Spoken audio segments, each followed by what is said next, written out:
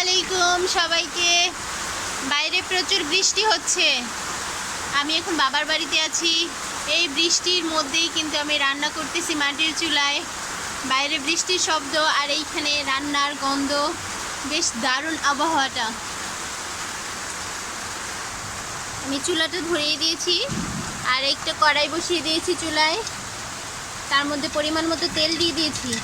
আজকে আমি দেশি মুরগি রান্না করব। তেলটা গরম হয়ে গেছে, এখন দিয়ে দেবো পেঁয়াজ কুচি।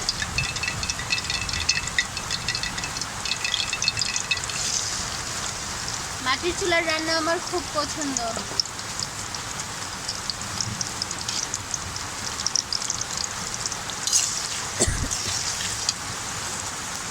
পেঁয়াজটাকে আমি লাল করে ভেজে নেব। এখন দিয়ে দিব তেজপাতা,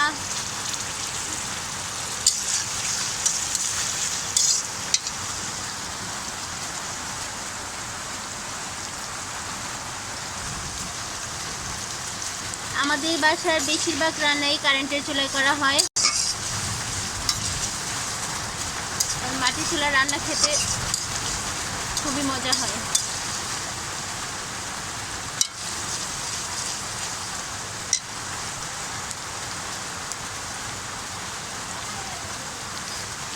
পেঁয়াজটা ভাজা হয়ে গেছে, এখন দিয়ে দিব আদা বাটা,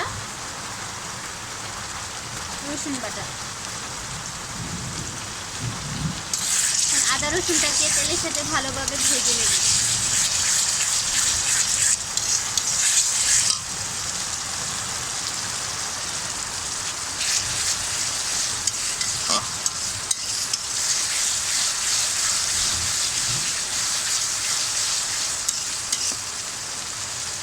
আদা রসুনটা ভাজা হয়ে গেছে, এখন দিয়ে দেব পরিমাণ মতো হলুদ গুঁড়া,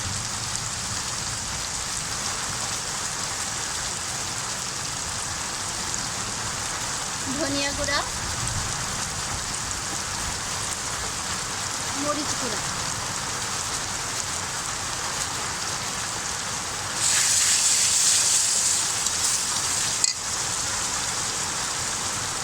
দিয়ে দেব লবণ,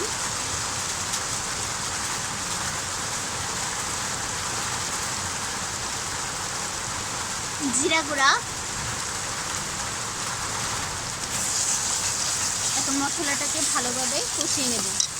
তার জন্য আমি সামান্য পানি দিয়ে দেব। এখন মশলাটাকে ভালোভাবে কষিয়ে নেব।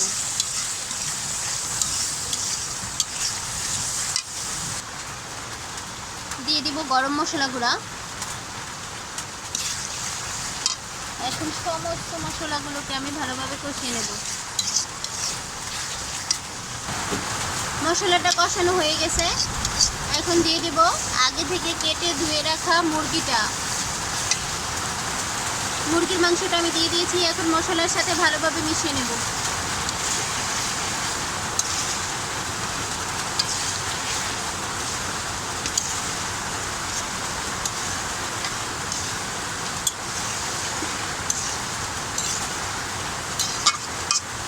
এখন ঢেকে দেব, ঢেকে সিদ্ধ হতে দেব। ঢাকনা খুলে আমি নেড়ে দিয়েছি, আর এখানে আমি একটা আলু দিয়ে দিয়েছি।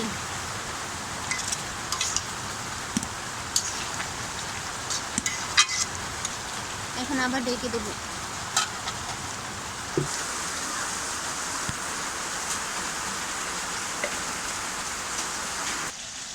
এখন আমি ঢাকনা খুলে মাংসটাকে ভালোভাবে কষিয়ে নেব।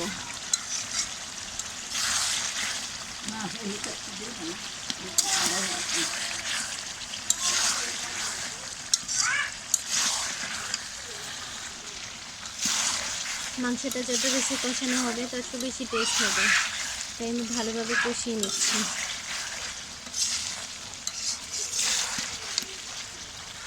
চুলার আঁচটা একবারে লোতে আছে। লো আছে, আমি মাংসটাকে অনেক সময় নিয়ে কষিয়ে নেব।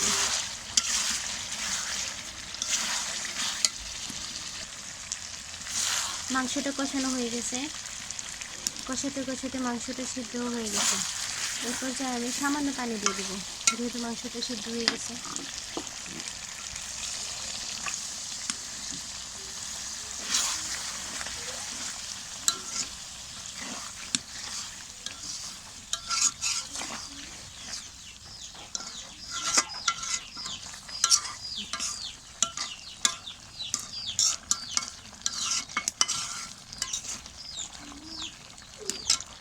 পর্যায়ে দিয়ে দেবো সামান্য জিরা গুঁড়া আর গরম মশলা গুঁড়া।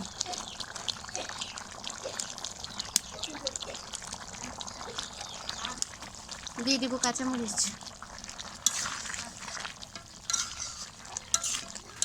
এখন অপেক্ষা করব তেলটা উপরে উঠে আসা পর্যন্ত।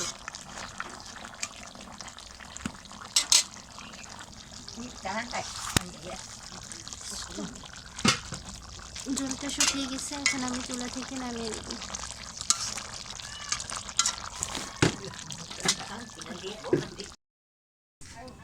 তৈরি হয়ে গেল আমার দেশি মুরগির ভুনা। বৃষ্টিময় দিনে